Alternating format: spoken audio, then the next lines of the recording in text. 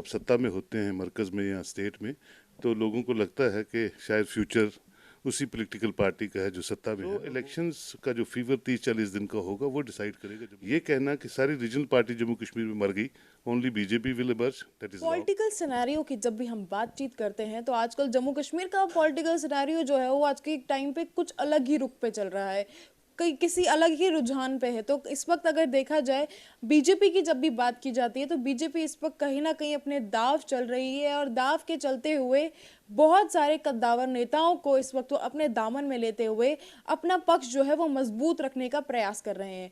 तो इसी चर्चा पे इस वक्त हमसे बातचीत करने के लिए सुहेल काजमी जी मौजूद हैं। तो इनसे जानते हैं कि इस वक्त पॉलिटिकल सिनेरियो क्या कहता है हमारे जम्मू कश्मीर में, क्योंकि जिस तरीके से अभी कहा जा रहा है जो बड़े बड़े दिग्गज नेता है उन सबका इस वक्त ये कहना है कि इस वक्त बीजेपी का जो दामन है वो ज़्यादा मजबूत है बाकी सबके मुकाबले।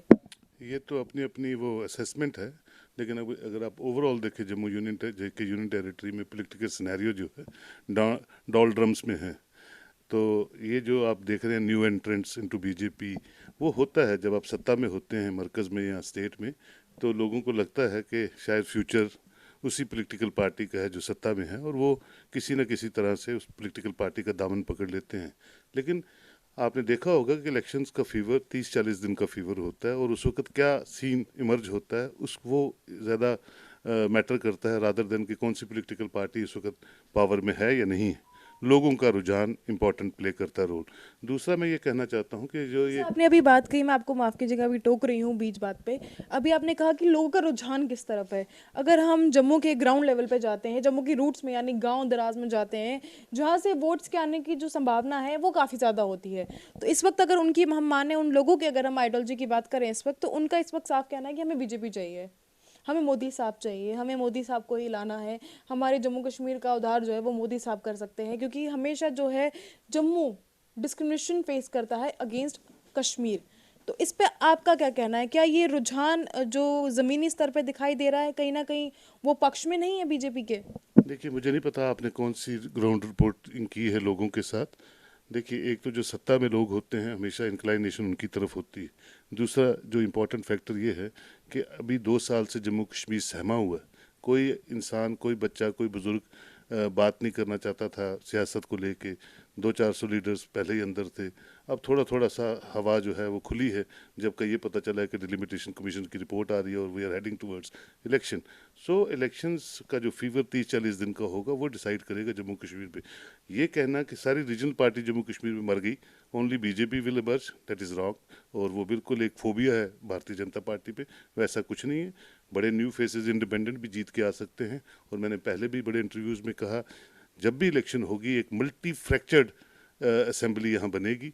कहीं किसी पार्टी के 5, किसी के 7, किसी के 8, कुछ नए चेहरे, कुछ इंडिपेंडेंट्स, उस तरह से मल्टी फ्रैक्चर्ड एक गवर्नमेंट बनने की मुझे पूरी उम्मीद है, और वैसी ही बनेगी जैसा मैं कह रहा हूँ। ये मैं इसलिए नहीं कह रहा हूँ कि मैं कोई अंतर्यामी हूँ, मैं इसलिए कह रहा हूँ क्योंकि मैं हर डिस्ट्रिक्ट तहसील के लोगों के संपर्क में रहता हूँ। लोगों का रुझान जो है वो यही कह रहा है कि personal faces will matter. Will matter, ये आने वाली बात है इलेक्शंस की। पर कहीं ना कहीं इलेक्शंस आने से पहले जो है वो कश्मीर की अगर हम स्थिति की बात करें वो कहीं ना कहीं बिगड़ी हुई दिखाई दे रही है। जो अगर हम कहें ग्राउंड वर्कर्स जिन्हें हम कहते हैं या आतंकवादी संगठन जो है अब वो खड़े हो गए हैं धीरे धीरे करके। लगातार जो है वो सिविलियंस को निशाना बना रहे। पहले जो थी हमारी आर्मीज निशाना होती थी, और अब जो है ये निशाना पहले बिहारीज अभी बने, उसके बाद टीचर, प्रिंसिपल, और अभी भी करंटली अगर हम कल की अगर हम बात करें एक जो है पुलिस को कांस्टेबल को जो है वो मारा है आतंकवादियों ने। कहीं ना कहीं ये जो चीज़ें दिखाई दे रही है कश्मीर में, क्या लगता है आपको ये बौखलाहट है कि अगर या ये एक सियासी दाव है? देखिए, Kashmir is a sensitive place, and I tell you with your channel that this is one and the last part of the world where militancy age is not defined. What are the interest? Why I am saying so? Because normally you see 5 साल, 7 साल, 8 साल militancy होती है किसी भी खित्ते में। लेकिन जम्मू कश्मीर में 3 डिकेड्स हो गई, और कुछ खित्ते ऐसे हैं जहाँ 70 साल से क्रॉस बॉर्डर टेररिज्म है। पीर पंचाल की बात करें, महेंद्र की बात करें, सोरनकोट की बात करें, तो 70 साल से एक क्रॉस बॉर्डर टेररिज्म चल रहा है। क्यों चल रहा है, कैसे चल रहा है, उसकी बड़ी रीजंस हैं। सेंसिटिविटी से है, और हमारे बॉर्डर्स सटते हैं। अब तो चाइना भी हमारे पीछे पड़ चुका है, और पाकिस्तान तो कभी चाहता ही नहीं है कि जम्मू कश्मीर कभी भी आम डगर पे, अच्छी डगर पे चले, क्योंकि वो इंटरनेशनली कश्मीर की हाइप लेता रहा है, लेता है और लेता रहेगा। तो हमें इन सब चीज़ों को मद्देनज़र रखते जैसे हुए, कि आपने पाकिस्तान की बात की, अभी कल ही 8 जो है, और ऐसे नेता या हुर्रियत की अगर हम बात करें, ऐसे लोग जो 8 पकड़े गए हैं, जिनका अगर हम कहें जो एमबीबीएस की सीट जो है पाकिस्तान में बेचने, इंडिया में बेचने के लिए, कश्मीर घाटी में बेचने के लिए, और वो पैसे की अगर हम बात करें, उस पैसे को आतंकवाद को बढ़ाने में इस्तेमाल करने की बात कही गई है। और ये बात कल ही सामने आई है, जिस तरीके से 8 ऐसे लीडर्स जो हैं उन्हें धर दबोचा गया है।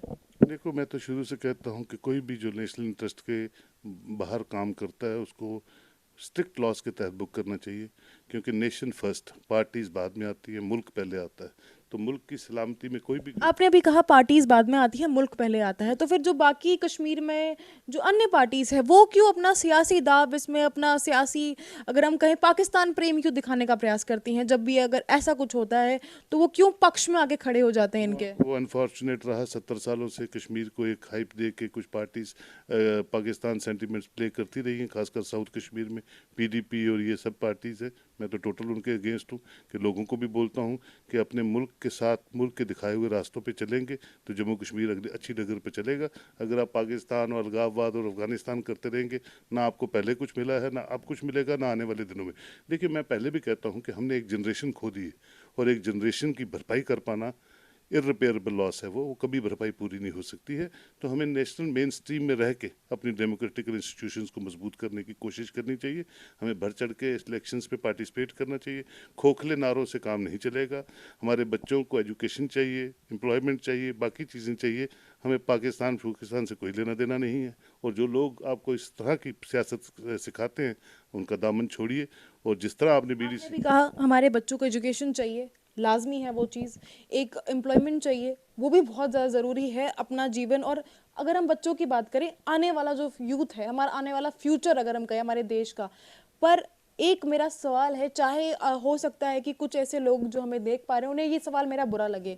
जब अभी इंडिया पाकिस्तान का मैच हुआ, खेल था वो, उसको खेल के तरीके से लेते, पर इंडिया पाकिस्तान के मैच में जब पाकिस्तान जीता, तब जो है जश्न मनाया गया, वो अलग बात हो गई।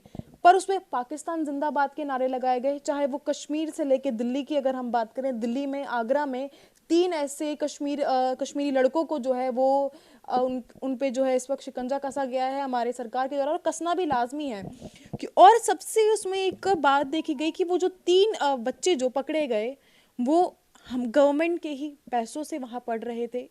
हम गवर्नमेंट का तो हम नहीं कह सकते, आपके और हमारे जो टैक्सेस, हमारे स्कॉलरशिप जो हमारे और आपके टैक्स जाते हैं, उन्हीं पैसों से वो वहाँ पढ़ रहे थे, और उन्हें पर ईयर 1 लाख रुपीज़ जो है एक्स्ट्रा अमाउंट दिया जाता था, ताकि वो अपना गुजर बसर जो है वो आराम से कर सके। पर इस तरीके के ही लोग गवर्नमेंट के पैसे से, हमारे पैसे से ही पढ़ रहे हैं। बच्चे जो हैं उनको एक शिक्षा दी जा रही है, पर शिक्षा के बाद वो हमारे ही देश को ये चीज़ दे रहे हैं कि पाकिस्तान जिंदाबाद के नारे लगा रहे हैं, या हमारे भारत को तोड़ने का प्रयास, हमारे भारत को 2 आइडियोलॉजी में बांटने का एक ही प्रयास कर रहे हैं। मैंने पहले भी आपसे कहा है, आज भी कहता हूँ, जो सियासतदान ऐसी रोटियां सेकते रहे हैं, बच्चों पे क्या कहना उनकी चाहेंगे? सियासत बंद।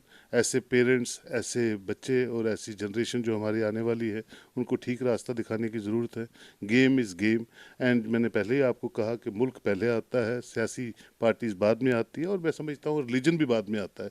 क्योंकि जिस मुल्क में आप रहते हैं, जिस मुल्क में आपके पूर्वज दफन हैं, जिस मुल्क की को बचाने के लिए हमारे सैकड़ों नौजवानों ने, अपने सैनिकों ने शहादतें दे दी, लोगों ने शहादतें दे दी, पुलिस वालों ने दे दी, उस मुल्क को ज़िंदा रखने में सबकी कंट्रीब्यूशन है। आपकी भी है, मेरी भी है, हमारे पूर्वजों की मेरा है। सवाल एक और है आपसे, इसी जो मेरा भी सवाल किया उसी में ये चीज़ मैं ऐड ऑन करना चाहूँगी।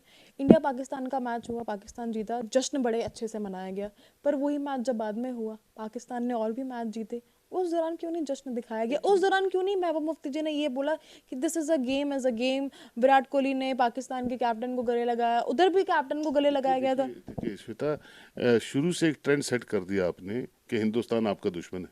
एक ट्रेंड सेट कर दिया आपने। सरकारों में भी आप आते हैं, पैसा भी आप मरकज़ से लेते हैं, एनुअल ग्रांटेड बजट भी आप सेंटर से लेते हैं, सेंटर स्पॉन्सर स्कीम्स भी आपको अच्छी लगती हैं, रीजनल इम्बैलेंस बना के रख दिया 70 सालों में, रिलीजियस इम्बैलेंस बना के रख दिया जम्मू कश्मीर में। आपके ख़ानदान के लोग ही सियासत में आने चाहिए, न्यू एंट्रेंट आ नहीं सकता है, ऑटोनॉमी और सेल्फ रूल से ही जम्मू कश्मीर ठीक होगा। ये उनकी विचारधारा थी। आज विचारधारा बदल गई है। आज सब लोग पार्टिसिपेट करने चाहते हैं जम्मू कश्मीर के विकास में। आज सब लोग जम्मू कश्मीर की एक नई जो शक्ल है उसमें अपना हिस्सा दिखाना चाहते हैं। और जो लोग पाकिस्तान और ये जिंदाबाद और ये वो करते हैं, उनके लिए जेलें भरी हुई हैं, उनके लिए कड़े से कड़े लॉज हैं, आए भी हैं, आ भी रहे हैं।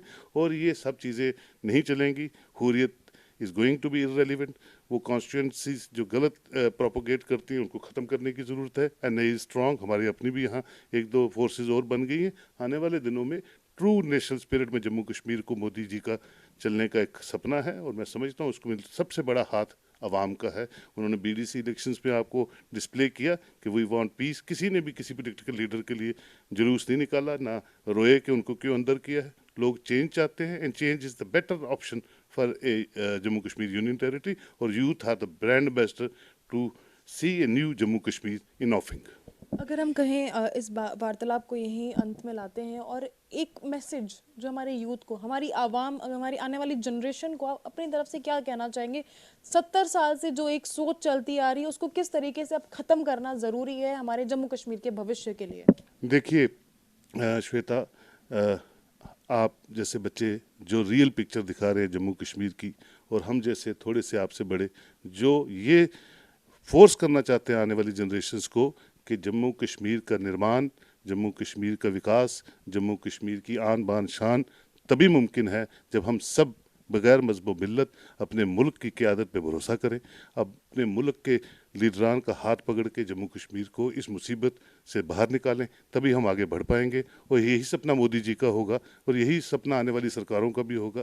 क्योंकि 130 करोड़ 130 करोड़ में से 1 करोड़ 30 लाख लोग जो यहाँ रहते हैं, वो उनकी बात करनी है, उनके विकास की बात करनी है, एक खुली फ़िज़ा बनानी है और एक खुशहाल कश्मीर का तसव्वुर जो हमारे पूर्वजों ने देखा है उसको साकार करने में हम सब का हाथ पकड़ना मरकज़ का फ़र्ज़ है। और हम सब उनके साथ हैं। और ये जो फ्रिंज एलिमेंट्स हैं, चाहे वो नेता हैं, चाहे वो ब्यूरोक्रेट्स हैं, चाहे वो सिविल सोसाइटीज़ हैं, उनको बेनकाब करने की ज़रूरत है और उनके लिए कड़े से कड़े लॉज के तहत उनको बुक करने की ज़रूरत है, तभी हम आगे बढ़ेंगे। बहुत बहुत शुक्रिया हमसे बातचीत करने के लिए। यहाँ आप लोगों ने सोहेल काज़मी जी को सुना, जहाँ पे इनका साफ कहना है कि इस वक्त कहीं ना कहीं ज़रूरत आन पड़ी है हमारे जो यूथ की। अगर हम बात करें, इस वक्त हमें ही यूथ का हाथ पकड़ के सही राह दिखाना है। और जो पॉलिटिकल सिनेरियो और जो पॉलिटिकल बड़े बड़े लीडर्स हैं, अगर वो अपनी वो सियासत, पाकिस्तान परस्त सियासत छोड़ के हमारे जम्मू कश्मीर के यूथ के साथ खड़े रहे तो ज़्यादा वो बेहतर होगा और जम्मू कश्मीर की आने वाली जनरेशन के लिए काफ़ी ज़्यादा लाजमी है। फिलहाल इसी अपडेट के साथ मुझे अनुषा काचरू का इजाज़त दीजिए और देखते रहिए जम्मू एक्सप्रेस। नमस्कार।